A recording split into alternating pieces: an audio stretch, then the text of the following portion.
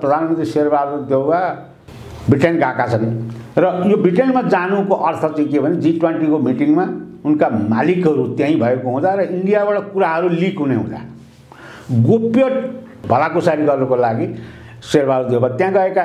मोदीले आफ्नो चाहिँ गिरिपबाट बाहिर भाग्न दिनु हुँदैन भन्ने पश्चिमा राजनीतिमा अहिले विश्व जर्मराएको अवस्था छ। यही मेसोमा चाहिँ हाम्रो प्रधानमन्त्री शेरबहादुर देउवा पनि त्यहाँ पुगेका छन् र मालिकसँग भलाकुसारी गर्दैछन् र उनी आएपछि यो मुलुकमा केही परिवर्तन हुनेवाला छ। अमेरिकाले 9-10 वटा मात्र हाइपरसोनिक मिसाइल भन्ने तयार गरेको छ, तर चाइनाले चाहिँ 100-150 वटा तयार गरेको छ हाइपरसोनिक मिसाइल भन्ने। यो गणतन्त्र त समाप्तिमा गयो, यसलाई रोक्न अब कसैले सक्दैन। मुलुकमा जे पनि हुन सक्छ, भोलि जता जे पनि हुन सक्छ। आज परिस्थिति बाह्य आक्रमण भने के गर्ने यतिखेर आन्दोलन पनि छटपछि तुरुन्त हुनेवाला छ।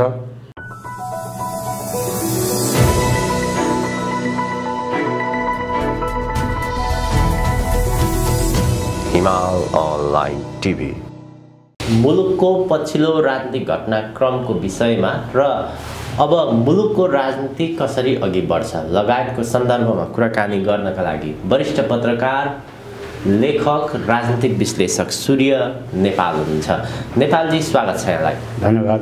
मुलुकको राजनीति यो 2-3 वर्ष यता हामीले हेरिरहेका छौँ।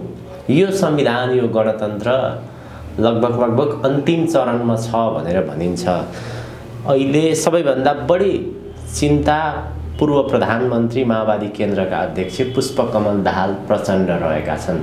पुष्पकमल दाहाल प्रचण्ड चिन्तित हुनुको कारण के हो? अहिलेको जे राजनीतिक परिस्थिति छ यो कसरी अगाडि बढ्दैछ? अब यो प्रश्न कुरा के त भन्दा एउटा गीत सङ्गीतमा एउटा मैले सुने थिएँ, मलाई नसोध कहाँ दुख्छ घाउ भनेर एउटा गीत छ नि, त्यस्तै अहिले मुलुकप्रति संवेदनशील हुने राजनीतिक दलहरू प्राय भेटिँदैन। सबै इन्डो वेस्टको खेताला, जसले इन्डो वेस्टले 12 बुँदे गरेर पठाएपछि कसरी हुन्छ यो मुलुकलाई लुटेर आत्मरति प्राप्त गर्ने व्यक्तिहरूको जमात मात्रै बढी देख्छु। र यो ल्याएको पनि इन्डो वेस्टले दिएको, मालिकले दिएको हुनाले मुलुक राजनीति परिवर्तनको निकट सङ्घारमा छ। सङ्घारमा हुनुपर्ने कारण के त भन्नुहुन्छ भने 72 को संविधान नेपाली जनताको भावना अनुकूल लेखिएन। उनीहरूले ड्राफ्ट गरे, ड्राफ्टलाई अनुवाद गरेर पेश गरियो, जनताको भावनालाई कुल्चियो।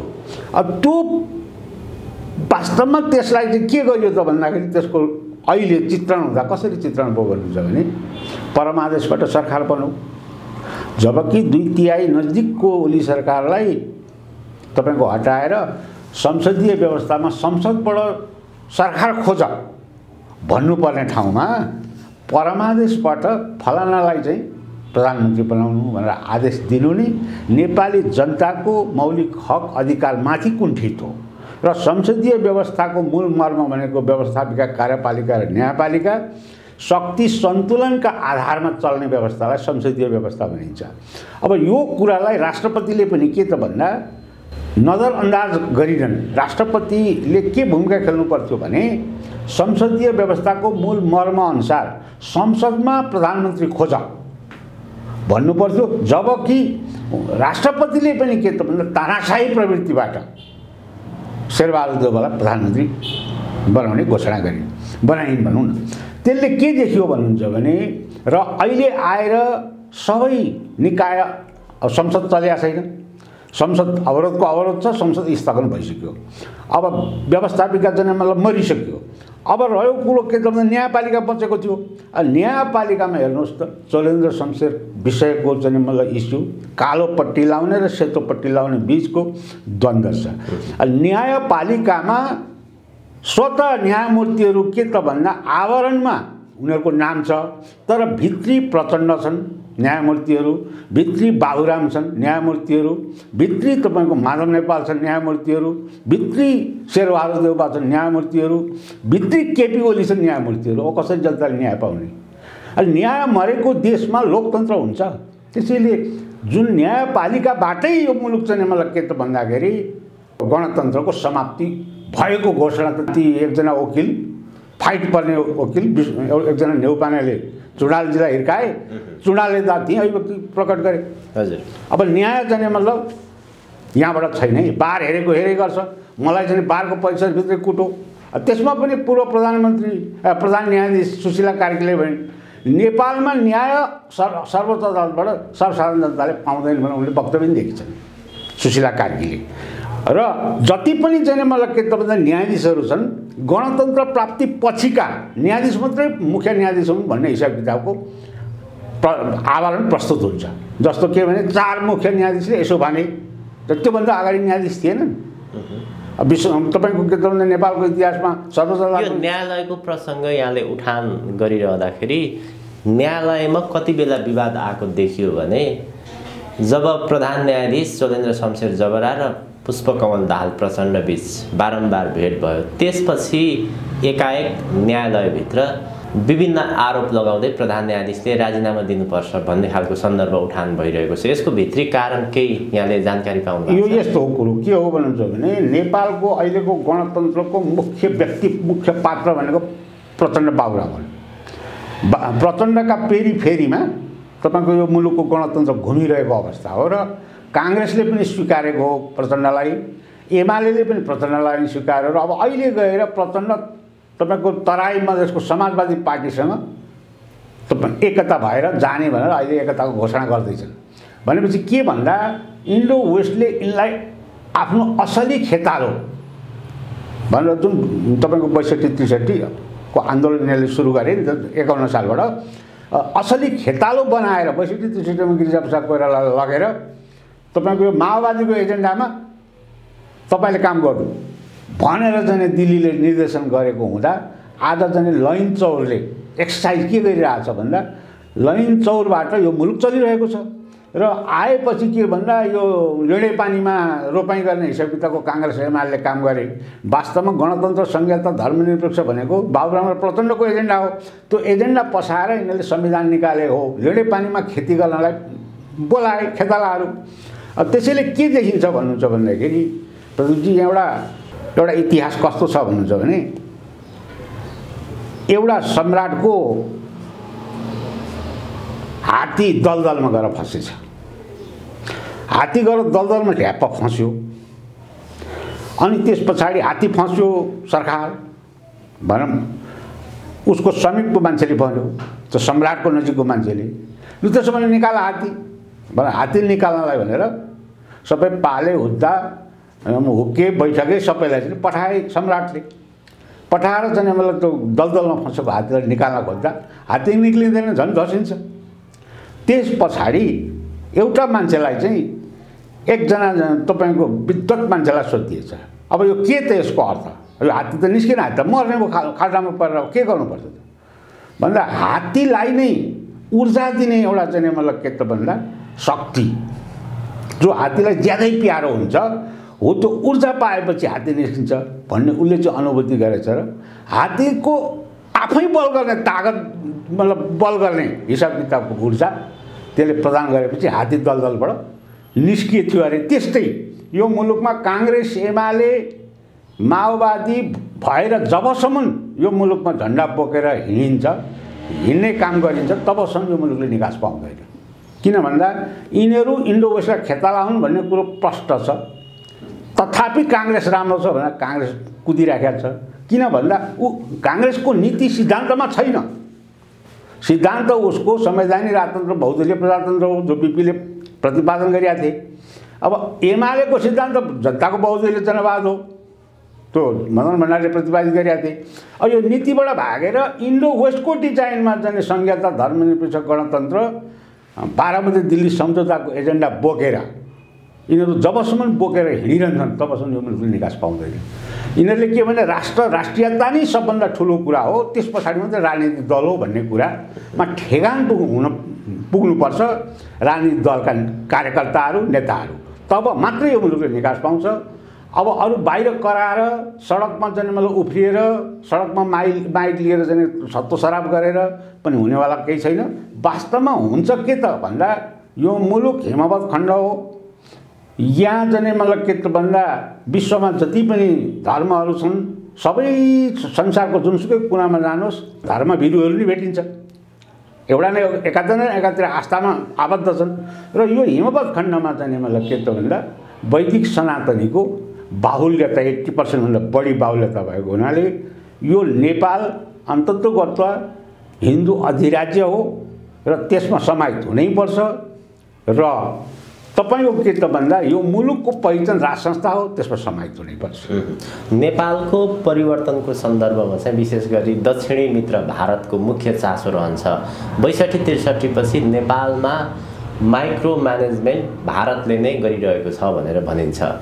यति बेला प्रधानमन्त्री शेरबहादुर देउवा बेलायत भ्रमणमा रहेका छन्। आज भारतीय प्रधानमन्त्री नरेन्द्र मोदीसँग स्कटल्यान्डमा भेट पनि हुँदैछ। यो भेटपछि नेपालको राजनीतिमा केही त्यस्तो उथलपुथल आउने सम्भावना, यो भेटको त्यस्तो केही राजनीतिक अर्थ छ कि छैन? यसमा बहुत ठुलो G20 को मिटिङ थियो तपाईको यिनीहरूको। G20 को मिटिङमा भाग लिन नरेन्द्र मोदी चाहिँ गएका थिए इटलीमा। उनलाई व्यापक ठुलो स्वागत गरियो र कुरो के छ भन्नुहुन्छ भन्दाखेरि प्रधानमन्त्री शेरबहादुर देउवा वास्तवमा इन्डो वेस्टबाट स्थापित अर्थात् यो 62-63 को आन्दोलनको उसबाट स्थापित चाहिँ गणतन्त्रका प्रधानमन्त्री भएको हुँदा उनले सिरानी अहिले चाहिँ मतलब के त भन्दा झट्ट हेर्दा सिरानी फेरेको अनुभूति हुन्छ। त्यो त्यहाँदेखि यता जति पनि प्रधानमन्त्री हुन्छन् इन्डिया भ्रमणपछि मात्र अरू देशमा जाने प्रचलन थियो नेपालमा। त्यो प्रचलनलाई यिनले चाहिँ ताछेर यिनी अहिले ब्रिटेन गएका छन् र यो ब्रिटेनमा जानुको अर्थ चाहिँ के भने G20 को मिटिङमा उनका मालिकहरू त्यहीँ भएको हुँदा र इन्डियाबाट कुराहरू लिक हुने हुँदा गोप्य ट्रिटमेन्ट गर्नको लागि गोप्य चाहिँ मतलब भलाकुसारी गर्नको लागि शेरबहादुर देउवा त्यहाँ गएका भन्ने कुरा त्यो लेयरको मान्छेहरूबाट अहिले चाहिँ खुल्न गएको छ र केही मिडियाहरूमा त त्यो निस्किसकेको पनि छ। र कुरो के आयो भन्नुहुन्छ भने आजको ग्लोबल पोजिसन ग्लोबल पोलिटिक्स कहाँ गयो भन्नुहुन्छ भने ग्लोबल पोलिटिक्समा तपाईको इन्डिया कतै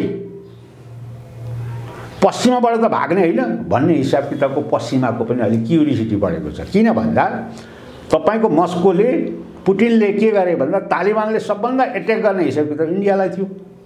इन्डियालाई यति नफरत रूपले हेरिया थियो जबकि पाकिस्तानको चाहिँ लस्करे तैयबाहरूसँग पनि मिलेर चाहिँ एक्सर्साइज गर्ने हिसाब किताबको आवाज दिइसकेका थियो र त्यो तालिबानलाई मिलाइदिने काम कसले गरे भन्नुहुन्छ भने वार्ता मिलाइदिने काम पुटिनले गरे, भ्लादिमिर पुटिनले गरे। त्यो गरेको हुनाले के देखियो त भन्दा पश्चिमले के देख्यो त भन्दा इन केस इन्डिया मस्कोतिर उसको पुरानो मित्रतिर गयो भने चीन इन्डिया र तपाईको चाहिँ मतलब मस्को हुने बित्तिकै त पश्चिमाले त हावा खान्छ, पश्चिमाको शक्ति त कमजोर हुन्छ।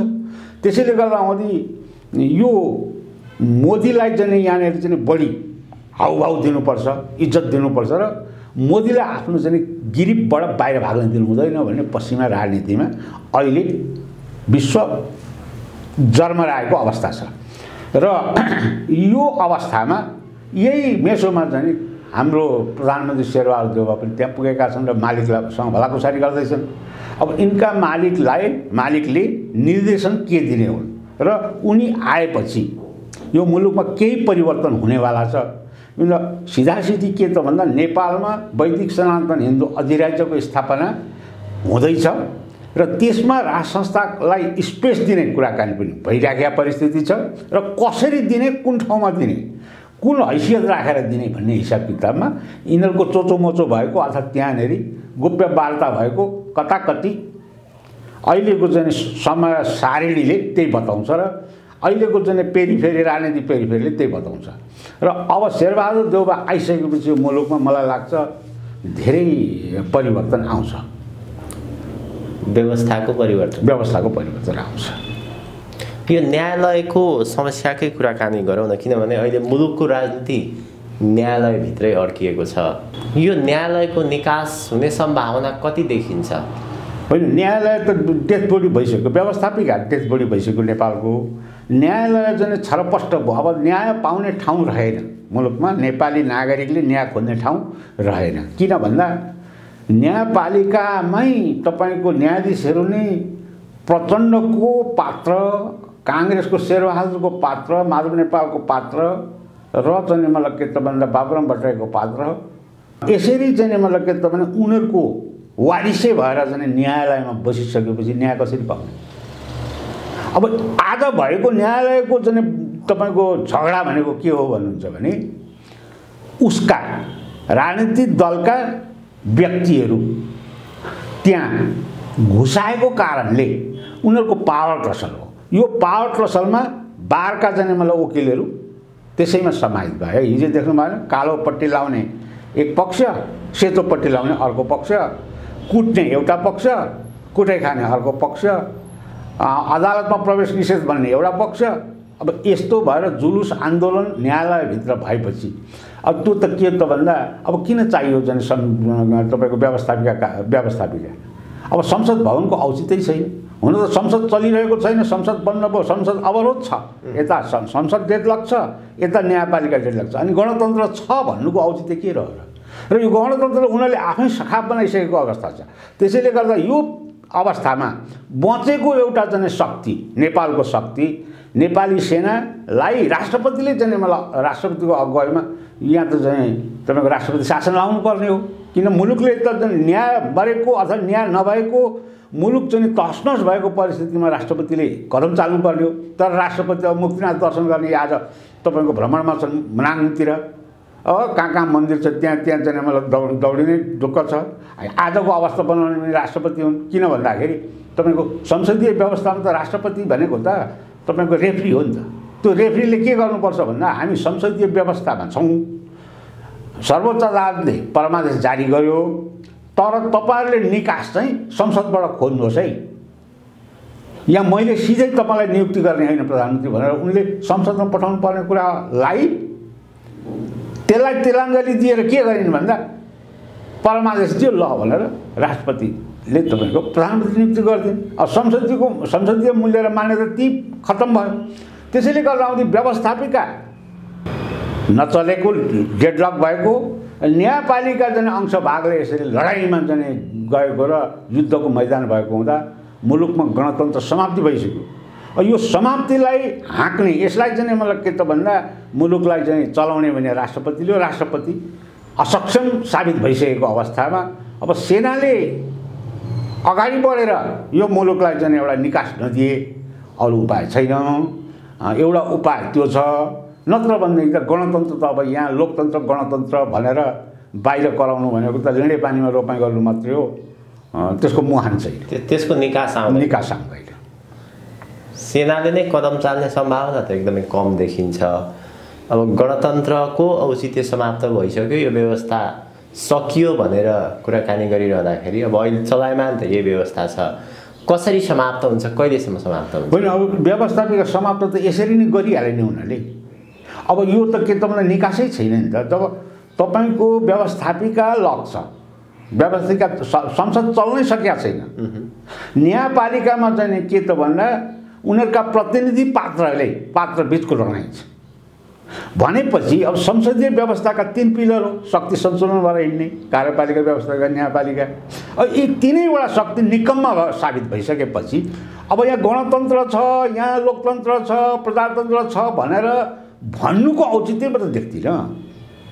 त्यसैले म भन्छु राष्ट्रपति अलिक दह्रो भएको भए सैनिक शासन लाग्नुपर्ने, राष्ट्रपति शासन लाउनुपर्ने अवस्था हो। तर राष्ट्रपति कति भने असक्षम प्रमाणित भइसकिन्।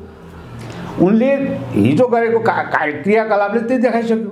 त्यसैले गर्दा मुलुक त यस्तो अप्ठ्यारोमा गयो कि अब मुलुकमा जे पनि हुनसक्छ, भोलि जता जे पनि हुनसक्छ। आज परिस्थिति बाह्य आक्रमण भने के गर्ने यतिखेर? यहाँ चाहिँ मलाई तपाईँको हुन त अब इन्डोवेस्टका खेतालाहरू यिनीहरूको के त भन्दा वैदेशिक नीति छैन। वैदेशिक नीति हाम्रो हिजोको असंलग्न परराष्ट्र नीति जुन छ त्यो छैन। अब मात्रै छ के त भन्दाखेरि क्वाडसँग समाहित इन्डो वेस्टको खेतालोगिरी गर्नु मात्रै छ। त्यसैलाई पनि मध्यनजर गर्दै तपाईँको चाइनाले छिपे रुस्तम तरिकाले आफ्नो बेल्ट एन्ड रोडको इनिसिएटिभलाई अगाडि बढाएको अवस्था छ।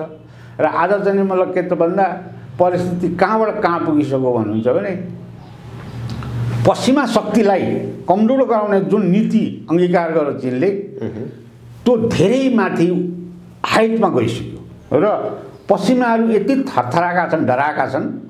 अब चाहिँ चीनले हामीलाई पछार्ने नै भयो भन्ने हिसाब किताबमा यिनीहरू पुगेका छ। र यिनीहरूका वैज्ञानिकहरूले के विश्लेषण गरिसक्यो भन्दा 100-150 जति चाहिँ मलाई जब कि अमेरिकाले 9-10 वटा हाइपरसोनिक मिसाइल भन्ने तयार गरेको छ अरे क्या, तर चाइनाले चाहिँ 100-150 वटा तयार गरेको छ हाइपरसोनिक मिसाइल भन्ने। अब भनेपछि हरेक प्रोग्राममा ऊ अगाडि देखियो। त्यसैले गर्दा आउँदै अब हामीले कसरी हुन्छ छेक्ने भन्ने नीति अन्तर्गत आज G20 को मिटिङले चाहिँ मलाई निर्धारण गर्ने कुराहरू, कि बाँध्ने कुराहरू, भाग्न आँटेको फ्रान्सलाई पनि तान्ने कुराहरू आदि इत्यादि यिनीहरूले चाहिँ एक्सर्साइज गरिरहेको अवस्था हो। तर मलाई लाग्छ यो विश्वमा केही उथुलपुथुल हुँदैछ, त्यसमा नेपाल त्यसैको यही पृथ्वीभित्रै छ। त्यसैले गर्दा र तपाईँको के त भन्दा अन्तर्राष्ट्रले तपाईँको हिँडाएको निर्देशन दिएका आधारमा यो मुलुक चल्ने भएको हुनाले र अहिले गएर क्वाडमा समाहित भएर लैनचौरले चलाएको हुनाले शेरबहादुर देउवा ब्रिटेनबाट आज स्कटल्यान्डमा गएर इस्कत खाँदै होलान्, किनभने स्कटल्यान्डको उनको चाहिँ भाषण गर्ने त्यहाँ गएर त्यो औचित्य छैन।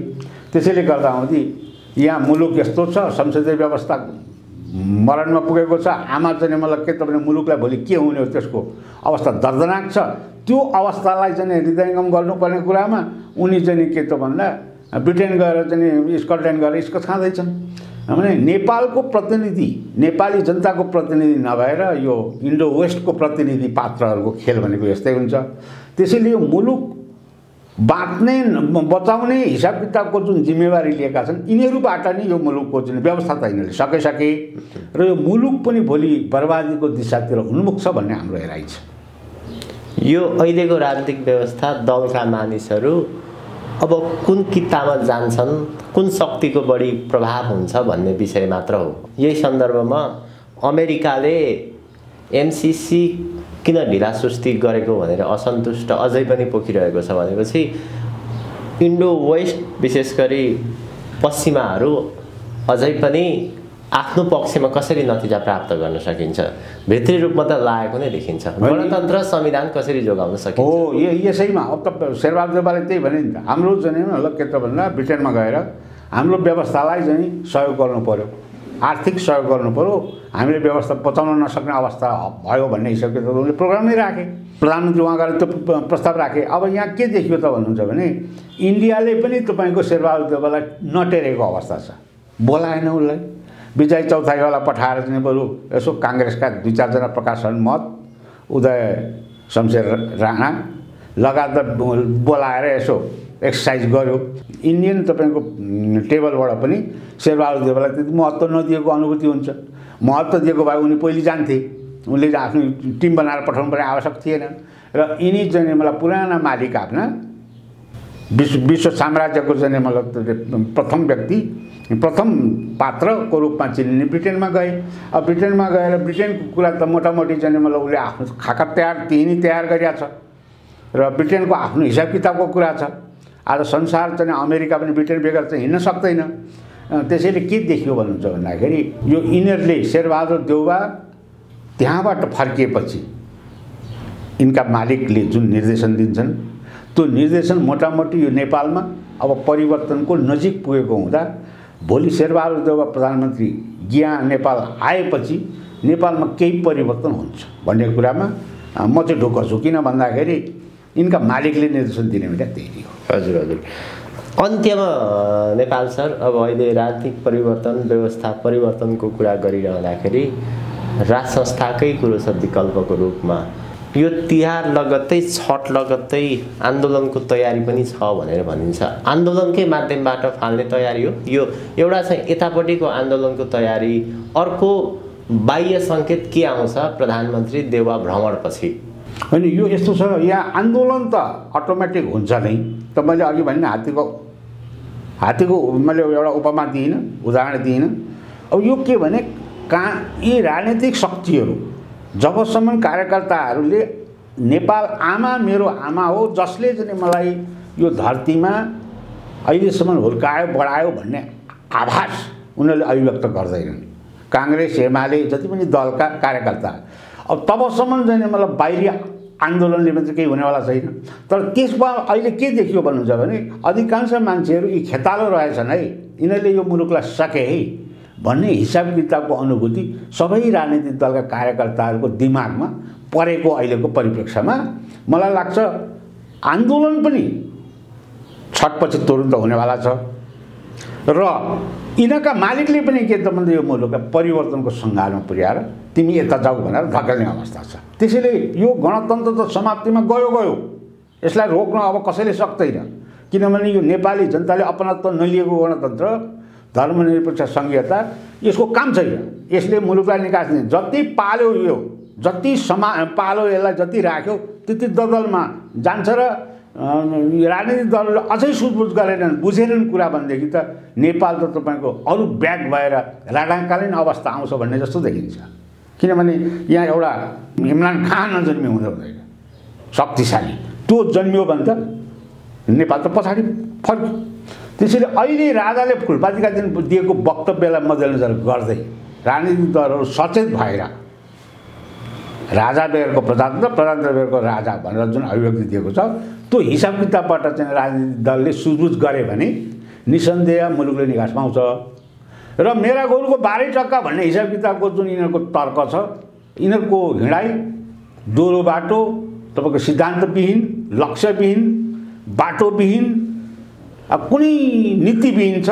किन भन्दा यो हिमवत खण्ड हो, यसको आफ्नो चाहिँ मलाई ऋषिहरूले दिएको दर्शन छ, यो सांख्य दर्शन उत्पन्न भएको देश हो, यो गौतम बुद्ध जन्मिएको उनले दिएको धार्मिक दर्शन भएको देश हो, यो चाहिँ मलाई के भन्दा भगवान शिवजी, गोरखनाथ, मत्स्येन्द्रनाथले दिएको निर्देशनमा आधारित चाहिँ मतलब देश हो। त्यसैले गर्दाखेरि यिनीहरू चाहिँ मतलब दारीवालाका सिद्धान्त, कसका सिद्धान्त, मान्छेका सिद्धान्त ल्याएर यहाँ दर्शन दिएर अब यो दर्शन सबै फेल भइसक्यो। नेपाल अन्ततोगत हिन्दू अधिराज्यमा स्थापित भइसक्यो। अब मात्र के त भन्दा वैधानिक रूपमा घोषणा हुन बाँकी छ र गणतन्त्र यिनीहरूले समाप्त गरे। अब यो समाप्त गर्ने घोषणा मालिकले के निर्देशन दिन्छन्, शेरबहादुर आएपछि यो हुँदैछ। यो मलाई मोटामोटी लाग्छ आन्दोलन पनि र मालिकको इसारा पनि एकैचोटि मिल्न जाने हुँदा मिल्न गएको अहिलेको परिस्थितिमा यो मुलुकमा अब राजनीतिक परिवर्तन नजिकै छ भन्ने हाम्रो ठम्ब्याइ। हस्, अत्यन्त धेरै धन्यवाद यहाँको महत्त्वपूर्ण समय विचारको लागि। धन्यवाद।